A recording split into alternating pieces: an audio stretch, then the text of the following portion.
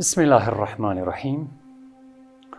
آج میں جس موضوع پر بات کرنے جا رہا ہوں وہ ہے رمضان اور قرآن۔ بسم اللہ الرحمن الرحیم۔ اذا التبست علیکم الفتن کقطع اللیل المظلم فعلیکم بالقرآن، کہ جب تمہارے اوپر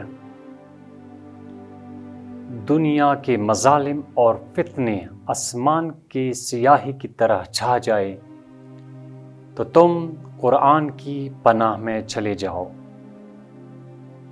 قرآن وہ کتاب ہے جو ہمیں پیغمبر اسلام نے بار بار تاکید کی ہیں کہ اس قرآن کو بار بار اس کی تلاوت کیا کریں۔ قرآن نور ہے جو دلوں کو منور کرتا ہے۔ قرآن حکمت ہے، جو بھی اس قرآن کو تلاوت کرے گا اس کا دل حکمتوں سے بھر جائے گا۔ حدیث امیر المومنین ہے کہ قرآن کو جب شروع کریں تو قرآن کی اختتام کی طرف فکر نہ کریں، یعنی جب بھی تم قرآن کی تلاوت کیا کرو تو پھر اس سوچ میں نہ پڑنا کہ کب ہم قرآن کو ختم کریں گے، بلکہ قرآن کے لفظ لفظ پہ تدبر اور فکر کرنی چاہیے۔ سورہ مزمل میں خداوند عالم ارشاد فرماتے ہیں وَرَتِّلِ الْقُرْآنَ تَرْتِیلًا، کہ قرآن کو ٹھہر ٹھہر کے پڑھنا، قرآن کو سوچ سمجھ کے پڑھنا۔ جب بھی تم قرآن کی کسی بات یا کسی قصے یا کسی حکایت پر پہنچ جائے تو پھر وہ حکایت، وہ قصہ اپنے لیے عبرت حاصل کر لے۔ امام رضا علیہ السلام 3 دن میں قرآن پاک کو ختم کیا کرتے تھے۔ کسی صحابی نے پوچھا یا ابن رسول اللہ، یہ 3 دن میں قرآن پاک کو ختم کرنا، اس کے راز کیا ہے؟ اس سے کم میں کیوں نہیں؟ تو امام رضا علیہ السلام نے فرمایا کہ دیکھو کہ جب بھی میں قرآن کی تلاوت کرتا ہوں تو قرآن کی گہرائی، قرآن کی عمیقیوں کی قرآن میں تدبر کرتا ہوں۔ شہید مطہری علیہ الرحمہ جو امام خمینی کا دست راست تھا، وہ ہر روز ایک پارے کی تلاوت کیا کرتے تھے۔ مشہور صحابی حبیب ابن مظاہر علیہ السلام ہر رات ایک قرآن کی تلاوت کیا کرتے تھے۔ ایک عالم دین جس کا قبر مطہر حضرت امام رضا علیہ السلام کے صحن مطہر میں ہے، جس کا نام ناہوچی ہے، وہ صحن جہاں مریضوں کو شفا ملتی ہیں، اس کے بالکل سامنے والے دروازے کے عین بیچ میں اس کا قبر مطہر ہے۔ زیادہ رش اور ہجوم کی وجہ سے خدام نے اس کی قبر کی تختی کو ہٹا کر کوئی دوسری تختی لگا دی ہے تاکہ لوگوں کو آنے جانے میں زحمت اور تکلیف نہ ہو۔ اس کے متعلق مشہور ہیں کہ وہ 15 قرآن مجید کو ماہ مبارک رمضان میں ختم کیا کرتے تھے۔ کہتے ہیں کہ شاید یہی وجہ تھی کہ امام رضا علیہ السلام نے اسی مقام پر جہاں اس کی قبر مطہر ہے، یہاں پر امام رضا علیہ السلام نے اس سے ملاقات کی۔ ہمارے عالم اسلام کے ایک مشہور عالم دین جس کو محمد باقر مجلسی کہتے ہیں، اس کے متعلق مشہور ہیں کہ وہ ہر روز ایک پارے کی تلاوت کیا کرتے تھے۔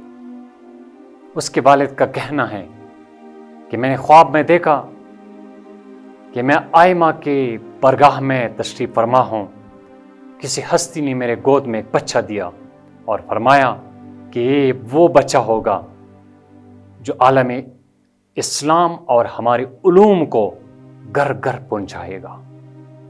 جب یہ پیدا ہوئے تو اس نے بہار الانوار جیسی کتاب لکھی اور ہر گھر تک اسلام پہنچائی۔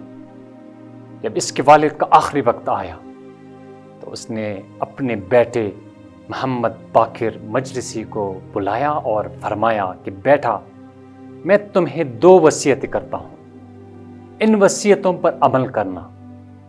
پہلی وصیت یہ کہ تم ہر روز ایک پارے کی تلاوت کیا کرو تاکہ تمہارا دل علوم آل محمد کے لیے آمادہ ہو جائے۔ اور دوسری وصیت یہ کہ نہج البلاغہ کی مکتوب نمبر 31 جب حضرت امام علی علیہ السلام جنگ صفین سے واپس آ رہے تھے تو آپ نے اپنے بیٹے حضرت امام حسن علیہ السلام کو بلایا اور فرمایا، بیٹا، میں تمہیں وصیت کرتا ہوں، اور وہ مکتوب نمبر 31 میں درج ہیں۔ محمد باقر مجلسی کے والد بزرگوار نے اپنے بیٹے کو فرمایا کہ تم ہر روز اس مکتوب کو جو حضرت امام علی علیہ السلام کی ہیں اس کو پڑھا کرو۔ جب ان 2 وصیتوں پر عمل کرو گے تو تم دنیا میں بھی اور آخرت میں بھی اللہ کی بارگاہ میں سرخرو رہو گے۔ یہی وجہ ہے کہ ہم نے آج قرآن کو چھوڑا ہے۔ پیغمبر اسلام فرماتے ہیں کہ جب روز محشر ہوگا تو پیغمبر اسلام اللہ کی بارگاہ میں شکایت کرے گا، یا رب ان قوم اتخذوا ھذا القرآن مہجورا، اے میرے رب، میری امت نے اس قرآن کو مہجور رکھا ہے۔ یا رب، میری امت نے اس قرآن کو چھوڑا ہے، متروک کیا ہے، اس کو ہاتھ تک نہیں لگایا۔ ہم نے قرآن کو صرف یہاں تک محدود رکھا ہے کہ اس قرآن پر قسم کھائے، اور اس قرآن کو جب بھی کوئی فوت ہو جائے اس کی جنازے سے پہلے قرآن کو لیا جائے، جب بھی کوئی شادی ہو تو شادی میں قرآن کو پیش کیا جائے۔ ہم مسلمان ہیں، ہمیں قرآن سے تمسک کرنی چاہیے۔ اگر ہم اس ماہ مبارک رمضان میں قرآن کی تلاوت کریں گے تو ہم سرخرو رہیں گے۔ احادیث میں ہے کہ جس گھر میں قرآن کی تلاوت ہوگی وہ گھر ملائکہ کے نزدیک ایسا ہے جس طرح ہم آسمان کے ستارے جب دیکھتے ہیں تو چمکتے ہیں، تو ملائکہ کے لیے وہ گھر ستاروں کی طرح چمکتا ہے جس گھر میں قرآن کی تلاوت ہوتی ہے۔ اور روایات میں ہیں کہ جب بھی کسی کی دعا قبول نہ ہوتی ہو تو وہ ہر روز 300 آیات کی تلاوت کیا کرے اور اس کے بعد دعا کرے اللہ کی بارگاہ میں، تو خداوند متعال اس کی دعا کو مستجاب کرتا ہے۔